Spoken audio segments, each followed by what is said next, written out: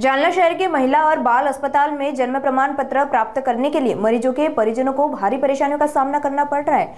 महीनों तक जन्म प्रमाण पत्र नहीं मिलने से परिजन अस्पताल के चक्कर काटने पर मजबूर हैं। शिकायतों के बावजूद प्रशासन की तरफ से कोई ठोस कार्रवाई नहीं की जा रही है। बढ़ती अव्यवस्था के कारण परिजनों में नाराजगी लगातार बढ़ रही है। इतना ही नहीं, अस्पताल प्रशासन द्वारा पैसों की मांग किए जाने की भी शिकायतें मिली हैं। इन आरोपों ने परिजनों में और आक्रोश बढ़ा दिया है।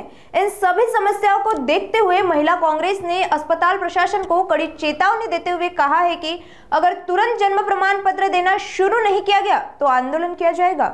गांधी चमन येथील महिला स्त्री रुग्णालय गेल्या कित्येक वर्षापासून लोकांना जन्म प्रमाणपत्रासाठी चक्रा मारावं लागत आहे। त्यांच्या चपला घासायला 10 महिने 1 वर्ष यांना जन्माचं प्रमाणपत्र द्यायला वेळ लागायली। आणि ज्या महिला डिलिव्हरीला येतात त्यांना जो शारीरिक आणि मानसिक त्रास दिला जातो, इथं त्यांच्याकडून जे पैसे मागितले जाते त्याच्यासाठी आम्ही ह्या डॉक्टर सीएसचा निषेध करत होतो।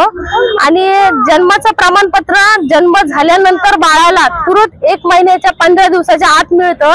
कमीत कमी 1 महिना तरी लागतो, पण इथले कर्मचारी व डॉक्टर सीएसच्या हलगर्जीपणामुळे सर्वसामान्य जनतेला 10 महिने 7 महिने कोणाला वर्षभर चक्रा मारावं लागत आहे।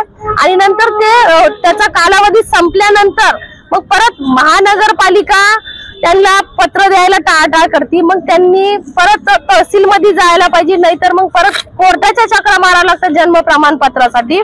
हे लोक सर्वसामान्य जनतेची पिळवणूक करत आहे।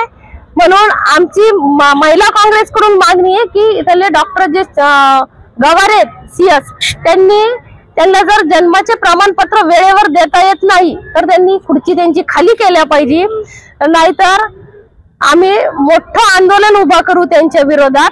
आणि सर्वसामान्य जनतेचं जे जन्माचं प्रमाणपत्र ते वेळेवर द्या, कारण की तुम्ही स्वतः बघत असाल महिला घाटीची अवस्था कशी आहे। पूर्ण घाणीचं साम्राज्य आहे। आतमध्ये स्त्रियांना आल्यानंतर त्यांना डायरेक्ट दुसऱ्या हॉस्पिटल मध्ये रवाना केलं जातं, कारण की त्यांचे जे प्रायव्हेट हॉस्पिटल आहे तिथं सीझर साठी पाठवतात। रुग्ण आलं की त्यांना जास्त पैसे उकाळण्यासाठी ते त्यांच्या प्रायव्हेट हॉस्पिटल मध्ये पाठवतात। आणि चांगले जरी रुग्ण असले की त्यांना जर त्यांनी प्रायव्हेट रुग्णामध्ये नाही गेले, हॉस्पिटल मध्ये नाही गेले, तर त्यांना औरंगाबादच्या घाटीला पाठवतात। आणि आतमधल्या काही महिला आहेत ज्यांना शासन पगार देतं तरी सुद्धा हे रुग्णांची पिळवणूक करून त्यांना शिवीगाळ करत, त्यांना आरेरावीची भाषा करत त्यांच्याकडून पैसे उकळतात। यांना शासन पैसे देत नाही का? आमचा जवाब आहे डॉक्टरांना सीएसला की तुम्ही यांना पगार देत नाही का? शासन यांना पगार देत नाही का? तुम्ही जी पिळवणूक करायला सर्वसामान्य जनतेची ही तुम्हाला महागात पडेल। तुम्ही जर जन्माचे प्रमाणपत्र तात्काळ नाही दिले तर आम्ही महिला काँग्रेसकडून तुमच्या विरोधात मोठं आंदोलन उभा करू। मी नंदा पवार, काँग्रेस महिला जिल्हाध्यक्ष।